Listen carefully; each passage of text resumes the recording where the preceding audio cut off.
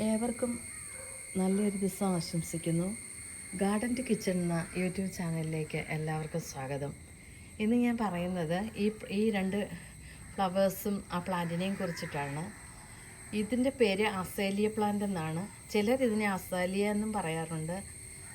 ഇത് രണ്ട് കളറിലാണ് എനിക്ക് ലഭ്യമായിട്ടുള്ളത്. ഒന്ന് വൈറ്റ്, ഈ വെള്ള കളറിൽ കാണുന്ന ഈ പ്ലാന്റ് പൂക്കൾ തരുന്ന ഈ പ്ലാന്റ്. ഇതിൻ്റെ ലീഫ് കണ്ടില്ലേ, വളരെ ചെറിയ ലീവ്സാണ് ഇതിന് ഉള്ളത്.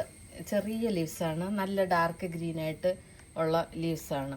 ഇതിൻ്റെ പൂവ് നല്ല പെറ്റൽസ്, ഡബിൾ പെറ്റൽസ് ഒക്കെ ആയിട്ട് നമ്മൾ കാണുമ്പോൾ നമുക്ക് റോസാപ്പൂവാണെന്ന് നമ്മൾ അടുത്ത് വന്നേ മാത്രമേ മനസ്സിലാകത്തുള്ളൂ.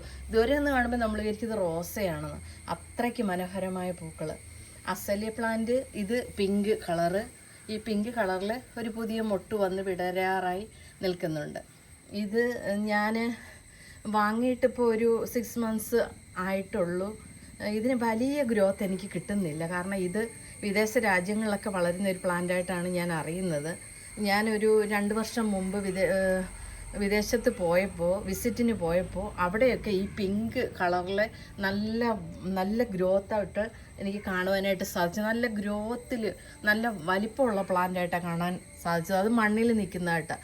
പക്ഷേ അതിന് നല്ല ഹൈറ്റും ഉണ്ട്, നിറയെ പൂക്കളും ഉണ്ടായിട്ട് കണ്ടു. പക്ഷേ ഇവിടെ അത് അത്രത്തോളം അങ്ങോട്ട് ഈ കാലാവസ്ഥയിൽ വളരുന്നില്ല. ഇത് ഒരു ബുഷായിട്ട് ചെടിച്ചട്ടിയിൽ നിൽക്കുന്ന പ്ലാന്റ് ആയിട്ട് എനിക്ക് വളരുന്നുള്ളൂ. ഞാൻ കൊടുക്കുന്ന വളം ഇതിന് ചാണകപ്പൊടി മാത്രമേ ഞാൻ കൊടുക്കാറുള്ളൂ. കാരണം ഇതിന് രാസവളം കൊടുത്തു കഴിഞ്ഞാൽ ഇത് പെട്ടെന്ന് കരിയോ ഇതിന് എന്തെങ്കിലും നഷ്ടം സംഭവിക്കുമെന്നുള്ളത് പേടിയുണ്ട്. ഞാൻ ഒരിക്കലും ഇതിന് രാസവളം കൊടുക്കാറില്ല. ചാണകപ്പൊടി മാത്രമേ കൊടുക്കാറുള്ളൂ. അത് മാസത്തിൽ 1-2 പ്രാവശ്യം ചാണകപ്പൊടി കൊടുക്കും. പിന്നെ വെള്ളത്തിൻ്റെ കാര്യം പറയുവാണെങ്കിൽ, നനയെക്കുറിച്ച് പറയുമ്പോൾ അതിന് ആവശ്യത്തിന് നന വേണം. പക്ഷേ വെള്ളം ഇതിൻ്റെ മണ്ണിൽ കെട്ടിക്കിടക്കാൻ പാടില്ല. മണ്ണിൽ ഒരിക്കലും ഈർപ്പം വേണം, ചെറിയ ഈർപ്പം ഉണ്ടായിരിക്കണം. ഞാൻ അതുകൊണ്ട് ദിവസത്തിൽ 1 പ്രാവശ്യം മാത്രമാണ് ഇതിന് വെള്ളം കൊടുക്കുന്നത്. പിന്നെ ഇതിന് നല്ല സൺലൈറ്റ് വേണ്ട, ഒത്തിരി സൺലൈറ്റ് ഇതിന് ആവശ്യമില്ല.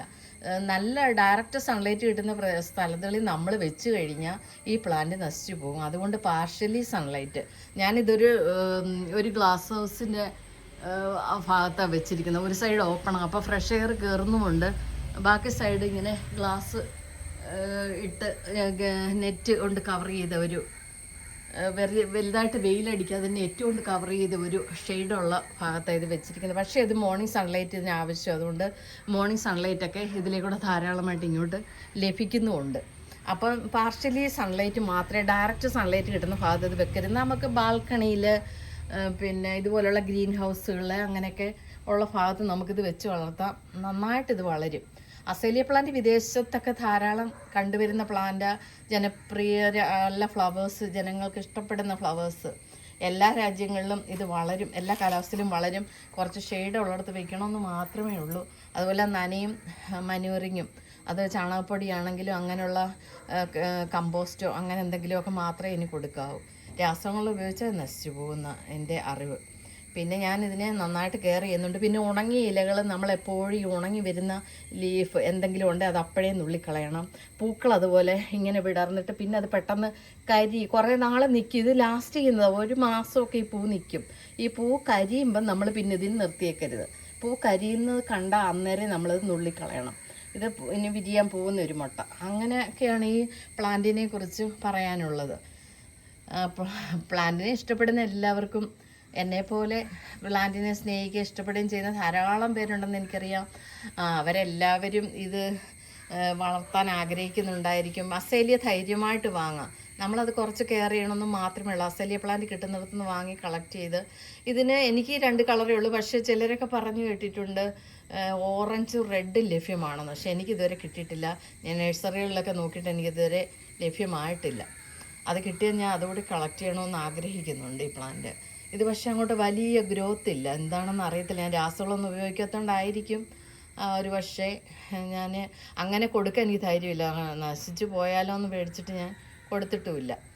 എന്തായാലും എന്നും എനിക്ക് ഫ്ലവേഴ്സ് ഉണ്ട്. ഇത് സാധാരണ പറയപ്പെടുന്ന 2 വർഷത്തിൽ 2 പ്രാവശ്യം ഇത് പൂക്കുമെന്നാണ് പറയുന്നത്. ഒരു പൂ 1-1.5 മാസം നിൽക്കും. 1 മാസത്തിൽ കൂടുതൽ കറക്റ്റായിട്ട് ഇത് നിൽക്കും. എനിക്ക് പൂത്തിട്ട് 1 മാസത്തിൽ കൂടുതലായിട്ടുണ്ട്. അതുകൊണ്ടാണ് ഞാൻ പറയുന്നത്. അതിന് ശേഷമേ അത് കരിഞ്ഞു പോകാറുള്ളൂ.